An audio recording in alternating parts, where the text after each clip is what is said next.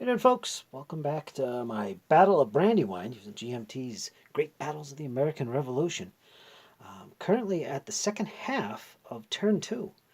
And if you remember in our last episode, we played through the British turn 1, and that was the first half of turn 1. The Patriots still had to make some moves, and I'll talk about that.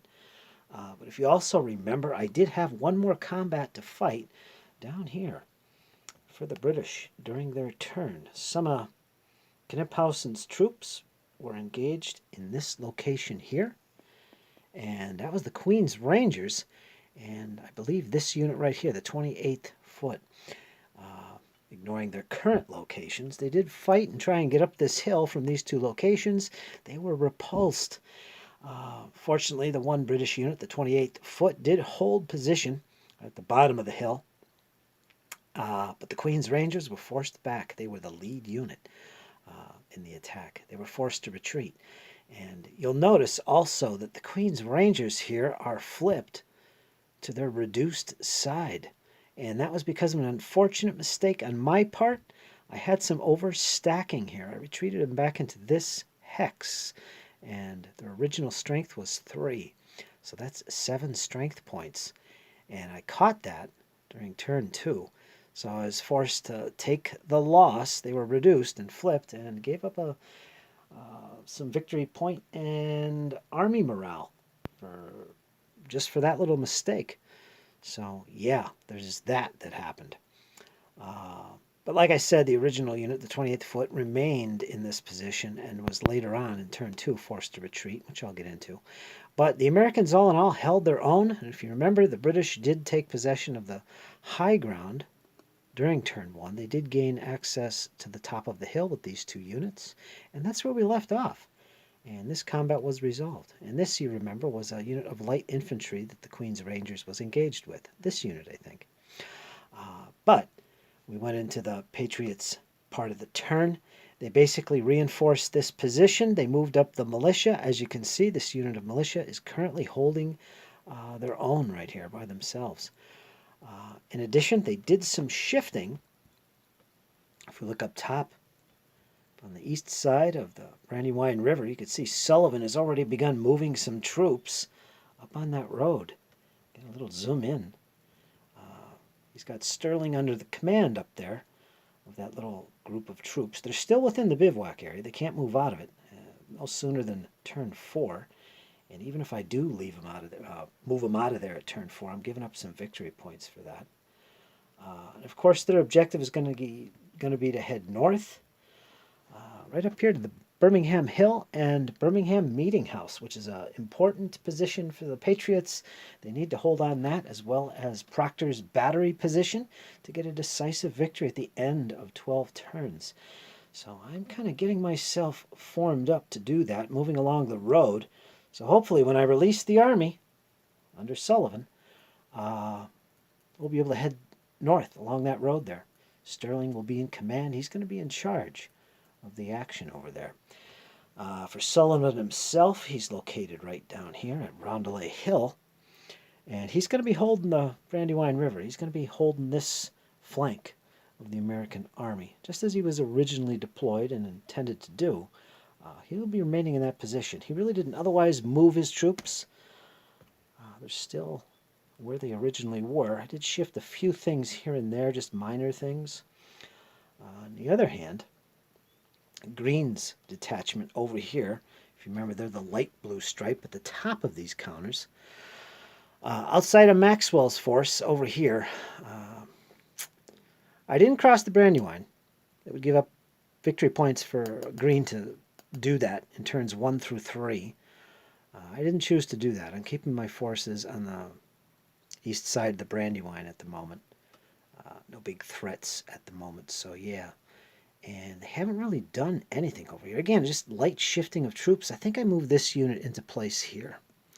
The 5th Virginia. Strength 1 unit, not very strong. You'll notice this unit, the guys with the red trousers. That's the 2nd Pennsylvania Brigade. It's a Strength 6 unit. I don't know if you can really see that. Let me zoom in just a little bit. There you can kind of see them. They got the red trousers. That's a pretty strong unit. So I'm pretty confident we're going to hold Chad's Ford. And by the way, This ford right here, Chad's Ferry and Chad's Ford. These are two fords here, which are going to grant the British easy access to the east side of the Brandywine River. That will be an objective for Kniphausen if he does manage to get himself beyond this point down here. We shall see. Those are some primary ferries for crossing the Brandywine. Otherwise, it's slow going crossing that baby. The secondary fords are down here. There's a primary, I think, here as well. What's that called? Britain's Ford? I can't read it from here. But it's down here, as you can see. Some light troops defending. I think there's a cannon there. And Sullivan's got control of that. So, yeah, there's been some light shifting. And as I said, going into turn 2, the Patriots had initiative. And they were able to go again. And again, some minor shifting of forces, especially up here with Sterling. Rumors are getting hot and heavy with the British coming from the north. So, yeah, I'm kind of shifting some of Sullivan's forces, and even some of Green's cavalry here are moving up from the position up here to help out. I want to get more cavalry down there. It's to be the fastest ones to get down there to Birmingham Hill and Birmingham Meeting House. So I'm going to have a little bit of that going in that direction too. We'll see. We'll see if Howe is on his way from the north. But in the meantime, we're going into the second half. Well, let me go to the combat phase for the Americans in turn 2. Nothing else really happened. I think they did do some artillery fire here during the British turn, ineffective. The defensive fire for the British in turn 2 with their artillery, which was down here with Kniphausen. As you can see, it's a strength 2. It did take some shots at this position up here. It was totally ineffective, didn't do anything. And that was about it. Also during the Americans, the Patriots turn 2, they did move their dragoons up. Where are they? Lady Washington's Horse. So they got some horse troops there. They did move up from this location back here, shifted to a position here. And I also had the militia here. So there was the light infantry and militia were here. And down here there was a light infantry and the dragoons. So we did have some strength here going into this combat against these two units in this stack, which includes the Royal Welsh Fusiliers and the 49th Foot, which have been successful at gaining the heights of that hill. And unfortunately for the Americans, they didn't do so well against these two regiments of British foot. They were forced back. The lead unit in this combat was the dragoons, by the way, or the horse, I should say. They were forced to retreat, and so were all these other units, except, believe it or not, out of the 4 units, they all retreated from this combat here, except the militia, who held their ground, and they're still in that position, where I'm glad they are. Basically, Maxwell, my intention down here is to just be a thorn in the side of the British, Kniphausen's troops, and just slow them down. As long as they're committing troops to deal with these American forces here, that's going to slow them down. And that works in the favor of the Americans. So we'll see what happens from that. Again, unfortunate here about the Queen's Rangers. My bad, my mistake.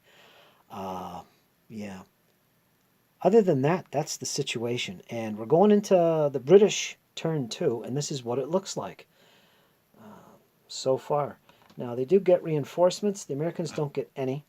The British did get reinforcements on location A, which is here, which is basically the German brigade here. I forget what this was called. The 2nd German Brigade? I don't remember. It's under Stern, and he's a pretty high-ranking commander for the Germans, and a bunch of German units in here, and they're pretty strong. We got some 5s and 6s. Got the Leib, Mirbach. Got a combined unit of something there. Not very good morale for them. And some cannon.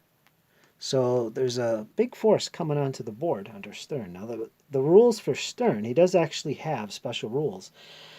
And he has to be stacked pretty much exclusively with German units. Basically language barrier, and of course the British didn't have positive feelings for foreign commanders to begin with. So Kniphausen's an exception. He was fluent in English, and he was the senior German leader here in this case, I believe. And he's okay. He could help command British units. But not Stern. This guy can only command German units and has to be in a hex with German units exclusively. Otherwise, if he's with a unit in a hex with the British or Tory units, loyalists, he cannot use his leadership. Tactics can't be used, and so on. So you don't want him to be in there. One more thing about the Americans, Maxwell also has a special rule that's similar to that. He's located up here.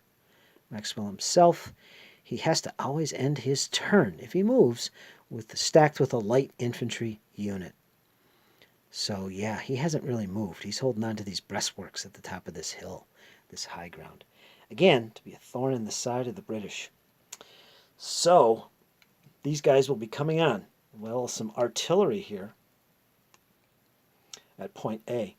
And at point B, the 3rd Brigade, I believe this is the 2nd Brigade, under Grant. And there he is right there. And as you can see, he's got a slew of units here. Nothing oversized. No big strong units in here. 55th, 10th, so on and so forth. The 40th. These guys are all coming on point B, which I decided to do at the start of the battle. This is where they were going to come on. They had 3 choices, and this is the one I went for. And the purpose of these guys is going to be to advance forward, and they're going to be a front line force. Grant is going to move forward from point B, and ideally I want to get him up along this ridge line. As you can see, this high ground. Of course, that'll subject me to artillery fire. The Patriots, you can see they have some cannon there. At range 3, which is the longest, but they'll see over the intervening woods because we're both on the high elevations. In addition, up here, this is looking pretty tempting. This little primary ford here, which has got some rifles and a cannon and a few infantry. Not much. That's going to be something I think be easy to deal with. I think perhaps I'll think about this. Grant will move up maybe a unit or 2 and engage these guys. Maybe try and force them to crossing. We'll see. But his primary goal is to take position in the front. Now, as far as the Germans are concerned, I don't really want to commit them to the fighting just yet. As I talked about earlier, when it comes to my strategy, I want to have a nice strong reserve back here so when the time comes, when Howe arrives, turn 7, I want to commit them to a full-out attack, preferably up there at Chad's Ford. We're going to force a crossing, and we're going to try and take Proctor's battery. That's the goal of Kniphausen. So we're going to see how well that works, but I do want to keep those Germans in reserve. That said, in turn 3, which is next, I do have some more troops in reserve to come on board. Let's take a look at them. And there you can see it's going to be gray, as well as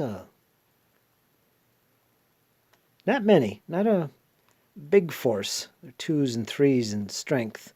I do get some extra cannon. There's going to be quite a few cannon. I might use them right away, put them along that line to support Grant. But these guys are coming on point B, right behind the 2nd Brigade, where Gray is coming on, where I just showed you. These guys are going to follow up behind them. So I'm going to kind of use them as a support and as a reserve alongside the Germans. I also get some Tory units, this artillery, some regular artillery, and the 2nd Fraser's Highlanders. That's pretty cool. Strength 5. That's a pretty potent unit. And these guys come on point A as well, which is where Kniphausen is. So you can see the first 3 turns of the game, the British are getting a lot of reinforcements from points A and B, which of course is down here, as you can see. So we're getting all set up here on the west side of the Brandywine with the British and the Germans. And the Americans, they They haven't left their defensive positions. They're still formidable, particularly on the right side of the screen, towards the south end over here. We've got Green's forces all lined up, and he's going to actually have reinforcements coming on in that direction as well in turn 3, the next turn. So Green himself is coming on board, and that'll be a location, I think, is up here. Right there at point E, they're coming on. So that's going to really reinforce the Patriot position. Quite a few units, like I said, including Green. And that should help defend the Brandywine Creek, as well as Proctor's Battery. And it will free up more of Sullivan's troops, and maybe even some of the troops under Green, to head towards Birmingham. The Birmingham Hill and the Birmingham Meeting House, as I showed before. So all is going according to plan for the Americans so far. I'm not getting a little out of hand here and committing everything to deploying in the north. I'm trying to keep it as still within some historical semblance here. I know what I'm going to do, but I don't want to get crazy here and just pile up everything right along that area up here where Sterling is and just whoosh, come on down. Besides, it would leave this position here pretty open. So I'm going to jump into this. I'm going to see what happens as the British move into place, and then I'm going to show you guys what happens. Now, there will be probably some combat up here. I doubt there'll be any defensive fire from the Patriots regarding their artillery, except from this position. So I'll show you the results of that. And as far as the British down here, I think we're going to push forward. Like I said, we want to get these rebels back, drive them out of this whole position here, because you know what, it is turning out to be a thorn in my side at the moment, at least from the British perspective. So Kniphausen's going to commit some of these troops that are already engaged forward. And by the way, I should also point out that one of these units of light infantry did take a step loss from the combat earlier. And yeah, unfortunate for them. And the current army morale is right where it was before, actually. And it's funny because this did advance to this point, and this did drop down to here at one point, but it's back up again. And that was from various little occurrences that occurred during the combat and the fighting. Yeah, one of which was my mistake here for the British, the Queen's Rangers. It counts as a step loss for morale and victory points, among other things. All right, folks, stay tuned. I'm going to fight some combats and get these troops on the battlefield. All right, just a little quick update before I go into the combat. I just got done with movement. A little crowded. I got a little bit didn't get where I wanted to, actually, especially with Stern's German brigade coming up in the rear here. But it's okay. Ideally, I wanted them on a road so they can quickly shift forward up the Chad's Ford. So at least they could cover a few extra hexes when they do actually get up there. Of course, this is a pike, so it allows you to use strategic movement, which is basically double your normal movement rate. Otherwise, that's the only effect of the road. Doesn't really affect any tactical normal movement, really. Except when moving for other terrain, I think. Actually, I could be wrong on that. But anyway, over here, the 2nd Brigade did move up. I'm relatively happy with that. Not a whole lot of progress. Grant himself has moved up along the road, and he didn't have to use strategic movement either. He just used his movement rate of 4 with this unit. He could move 6. But let's see, 1, 2, 3, 4. There he is. So yeah, I'm thinking about launching a little attack here and try and capture this primary fort. It could come in use down the road. We shall see. But the rest of his brigade is moving up into positions as planned, including the guns, currently protected by the 40th Foot. 1 hex behind the other 2 regiments moving forward. Again, I want to get them up here. So we'll see. And I do have this cannon that came on board for the British as well. It kind of got in the way of things. I don't like the idea of stacking cannon all in the same hex, especially when I don't have troops involved. And plus, I don't want to stack them with Stern. As I talked about before, that would nullify his ability to command, which really is irrelevant at this point. There's no combat's going to go on here. But yeah. But anyway, I'm about to go into the combats, the important fun part of the game right here. I've got 2 units of British regulars right here. There's going to be a combat involving these guys, these guys, these guys. Kniphausen himself is at the foot of this hill with the 28th foot going up the slopes. And then we got the King's Own over here. So there's going to be a lot of fighting going on. I think I'm going to be pretty successful for the British and force these guys back. Of course, there is some dragoons here, or horse. They're going to be able to withdraw as the defender. He can do that prior to combat. That is an option available to the Patriots. What else is going on here? Well, Ferguson's rifles are here. I think I will use them in the combat this time. They're quite effective for that. And they don't have their first fire anymore. They will be able to use rifle fire, which comes up after the defensive fire of the Patriots, which again, I'll show you the results of all that stuff at the end of turn 2 for the British. And then we'll be going into turn 3, which I'll probably save for the next installment to this battle. First up, let's see what happens in the combat here. All right, just finished the combat phase for the British, and this is going to conclude the turn, actually. We're going to go into turn 3, which I'll cover in the next part of this video. But a lot happened in this combat. It was quite good for the British, actually. Ferguson's rifles did actually shoot. They shot at, this hex was previously occupied by the dragoons, and I believe Sims, this unit back here. And Sims' unit was forced to retreat. And that was the effect of that, leaving the dragoons all by themselves. And in the upcoming, or the following, close combat, the cavalry used their cavalry withdrawal. As you can see, they're marked here. So Lady Washington's horse have fallen back. And that's their current location. They're marked with the cavalry withdrawal.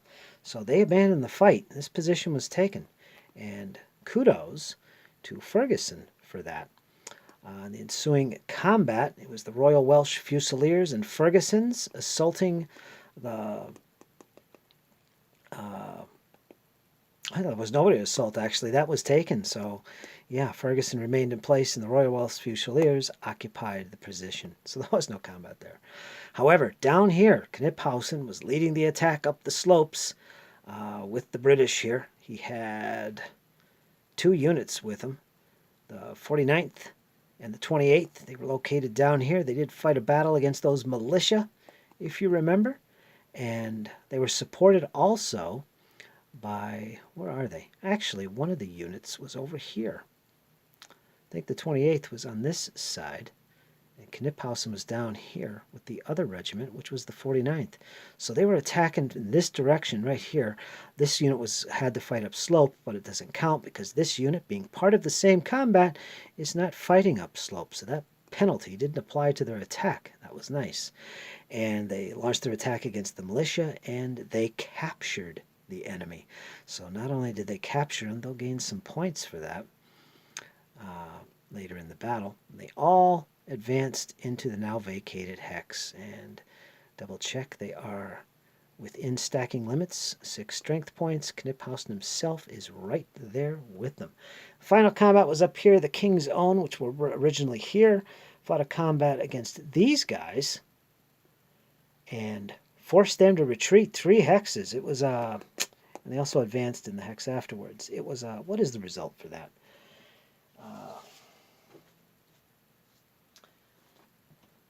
See, AC is attacker captured. I got that before. What caused that? Oh, it was a disruption. And the enemy retreated 3. He should be marked as disrupted as well, which calls for one of these counters up here. Forgot to do that. He'd be marked as disrupted at this point. Yeah, so they really got scared. They didn't like that, and they fell all the way back in this direction. So the net effect of this is the British have taken the high ground and have forced the Americans off that position. Another bonus, because I scored a 10 or higher on my combat with Kniphausen. He did get a great roll, And by the way, all the odds up here were overwhelmingly in the favor of the British. I think all three combats, well, the two, this one wasn't actually fought, were at 4-to-1 odds, which is the best you can get. But also, Kniphausen, I think he actually scored a 10. He did get a momentum chit because of that. So that was good going for the British. They made some headway there. Going according to plan so far.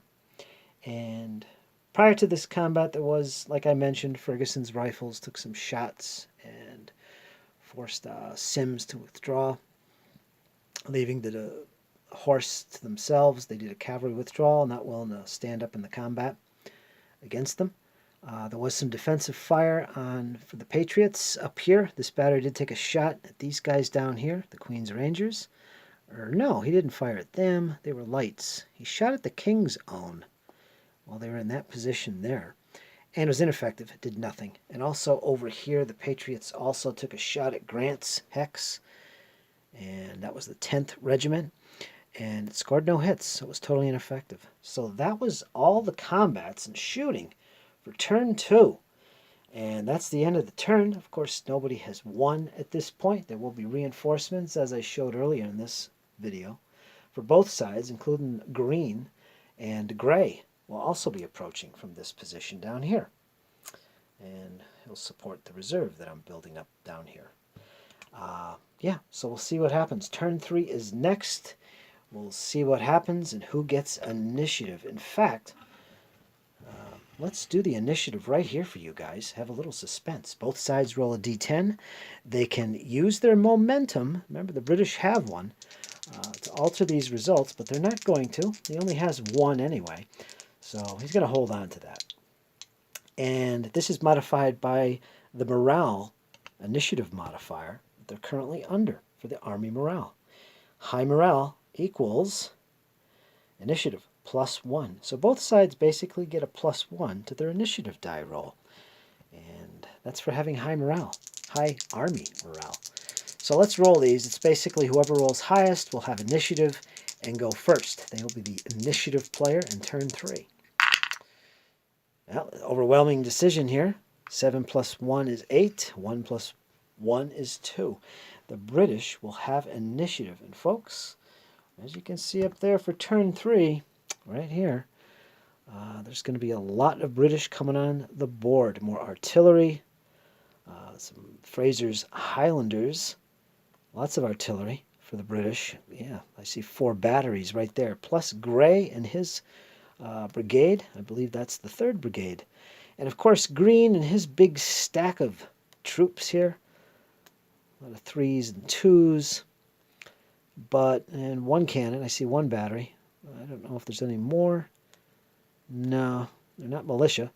But Green himself is coming on, and they will be coming on point E on the map, which, if you remember, is all the way up here. So, right behind his frontline forces, essentially. And by the way, this is Wayne. He's currently commanding the troops.